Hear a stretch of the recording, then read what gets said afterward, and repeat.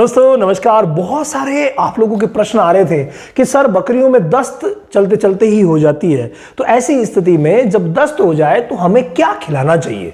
देखिए, कई बार दस्त ऐसी होती है जब बकरियां खाना पीना करती रहती है लेकिन दस्त करती रहती है। वहां अगर आपने फूड मैनेजमेंट सही कर दिया, यानी फीड मैनेजमेंट, तो उस फीड मैनेजमेंट के बल पर ही आप बकरी को ठीक कर सकते हैं। कई भाइयों को क्या पता नहीं है कि क्या खिलाना चाहिए और अंधाधुंध ये खिला दो, ये दे दो, वो दे दो के चक्कर में मामला खराब हो जाता है और दस्त जो कम हो रहे थे वो ज्यादा हो जाते हैं। एक छोटा सा उदाहरण मैं आपको बताऊं। कल मेरे पास एक पशुपालक भाई का फोन आया।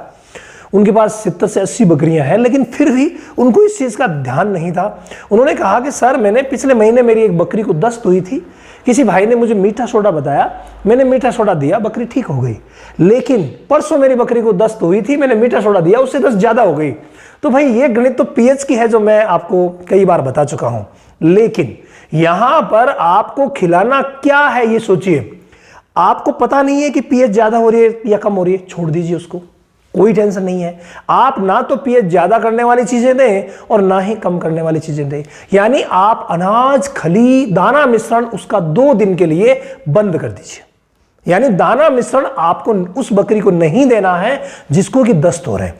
अगर इंडाइजेशन की वजह से दस्त है तो ठीक हो जाएगा। किसी भी तरीके का अगर पेट में एसिडोसिस, एल्कलोसिस की वजह से दस्त है तो ठीक हो जाएगी, कोई प्रॉब्लम उसमें नहीं रहेगी।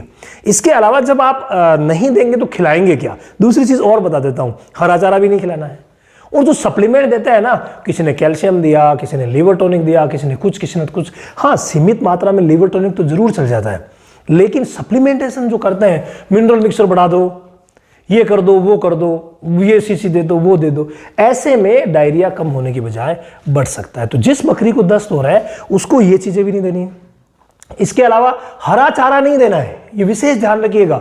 अगर दस्त हो रहे हैं तो 2 दिन के लिए उसका हरा चारा, दाना मिश्रण बंद कर दीजिए। अब क्या करें, कमजोरी तो आएगी, लेकिन उसको कंप्लीट ठीक करने के लिए जरूरी भी है। तो देंगे क्या, तो आपको देना है सूखा चारा। जी हाँ, उसको सूखा चारा ही खिलाइए, उसका डाइजेशन अपने आप सेट हो जाएगा।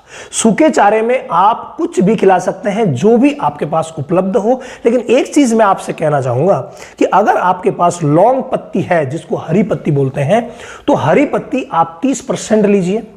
30% आपके पास कोई भी दलहनी चारा है, चना, मूंगफली वगैरह, वो ले लीजिए। और 30% में आप अगर मान लो दूसरी चीजें नहीं है तो भूसा ले लीजिए, या कोई सा भी चारा आप ले लीजिए। कहने का मतलब 30 से 50% आपको हरी पत्ती यानी लौंग जरूर मिलाना है। ये मिलाओगे ना, तब कंप्लीट समस्या आपकी दूर हो जाएगी और बकरी को ठीक होना ही पड़ेगा। उसके बाद जो भी हमने मेडिसिन वगैरह बताई है, कई देसी नुस्खे बताए हैं, वो भी आप साथ में यूज कर सकते हैं, कोई प्रॉब्लम नहीं है। लेकिन ये खान पान सही कीजिए, तभी आप दस्त को रोक पाएंगे।